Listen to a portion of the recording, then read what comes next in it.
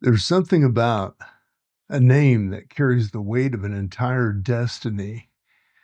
Most of us spend our lives trying to figure out who we are, asking ourselves, asking strangers and therapists, maybe consulting self-help books to tell us what makes us real.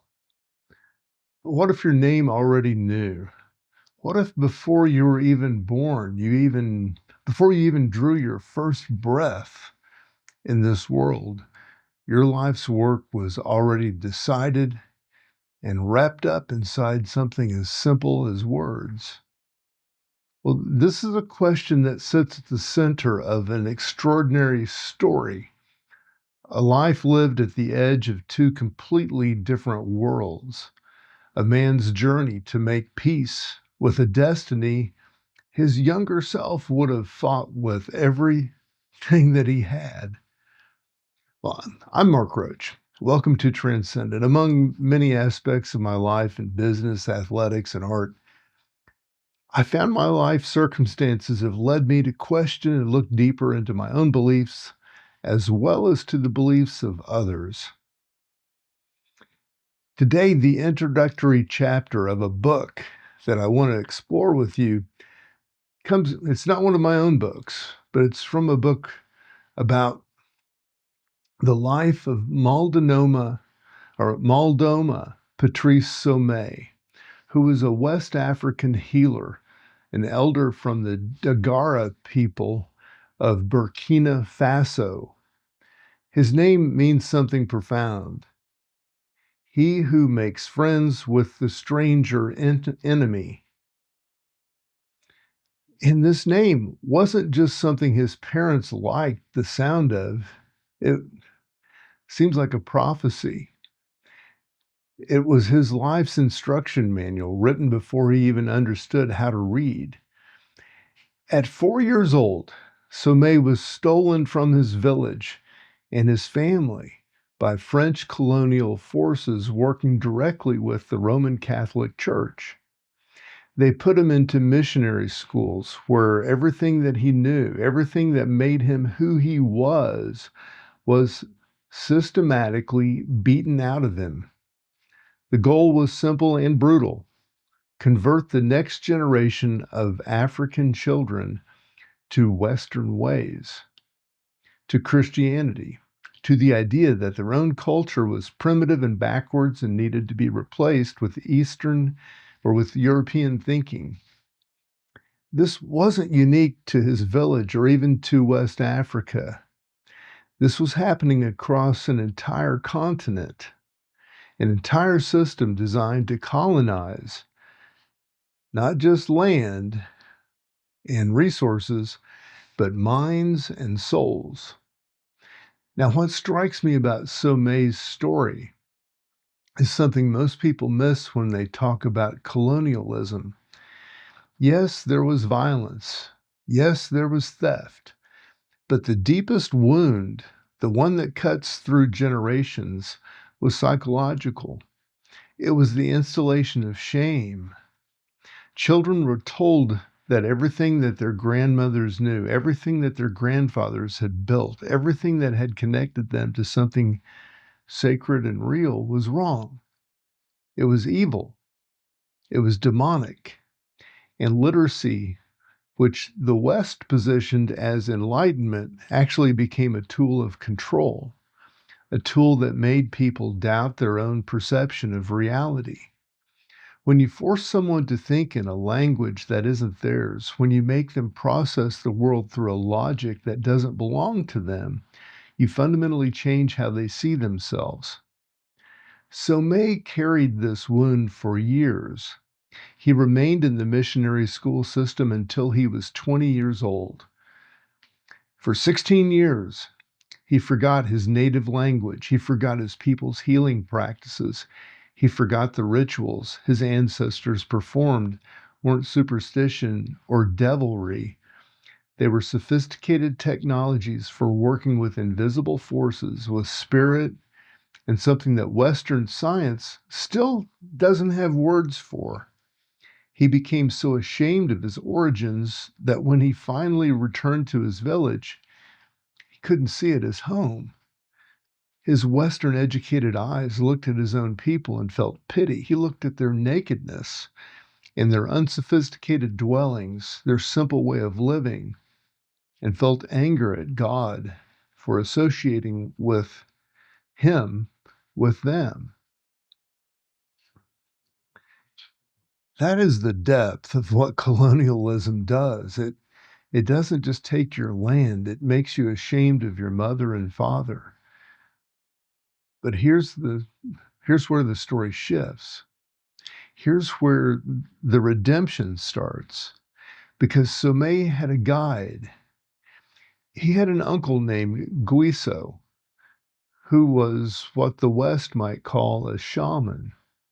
But what the Dagara knew as an indigenous scientist, someone who understood how to work with the other dimensions of reality, someone skilled enough to help heal a psyche that had been torn apart.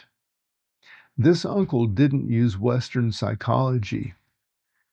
He didn't try to convince Somé with rational arguments that his culture wasn't inferior. Instead, he guided him through initiation. He exposed Somé to realities that his Western education said were impossible. He showed him healers who could cure illnesses that Western medicine couldn't touch. He showed him beings from other dimensions appearing in flesh and bones. He showed him that everything Somé had been taught to dismiss as superstition was actually real. It was actual. It was verifiable through direct experience. What happened through this process was a radical healing. Somé's angry, vicious self was quieted, intimidated by the sweeping powers of the world that existed beyond what we can see. Something like a new person was born. The parts of his psyche that had been put to sleep by Western schools were suddenly restored. He was reconnected to his own purpose, to the deep currents that had guided his ancestors, to the natural world itself. And he was reconciled to his family and his community. But the story doesn't end there. Just as Somé was beginning to feel at home, beginning to remember who he really was, the elders made an announcement. He had to leave again. They were sending him back to the West, back to get more education, back to master the ways of the strangers. And this is the part that reveals everything about the Dagara philosophy. The village leader didn't say that Western ways were evil or wrong. He said that the West is here to stay. And coping with the West is better than pretending it doesn't exist. It was a philosophy rooted in flexibility and wisdom, a philosophy that recognized that both ways had something to offer. That wholeness requires learning to navigate between worlds without losing yourself in either one. What Somé discovered at universities in Paris and America was a world so disconnected from spirit that people didn't have language for what was missing. He watched educated Americans assume that Africans slept in trees. He watched people so entranced by consumerism that mentioning indigenous wisdom felt threatening to them, like waking someone from a dream they didn't want to leave. And he began to understand his true purpose. He wasn't meant to reject the West or his own culture. He was meant to be a bridge. He was meant to learn both languages, both ways of knowing, and translate one for the other. The deeper truth that Somé eventually grasped is something that applies to all of us, because all of us are in the modern world living between worlds. We're trying to navigate a culture that is obsessed with material accumulation and speed and efficiency, while something inside us is striving for something else. That something is spirit, it's connection, It's authenticity. It's the feeling that our lives mean something beyond productivity and profit. And like Somé, many of us have been educated in a system that taught us to dismiss the invisible world. We were taught that if you can measure it, prove it in a lab, reduce it to data, then it probably, or you can't measure it, if you can't prove it in a lab, and if you can't reduce it to data, then it probably doesn't exist.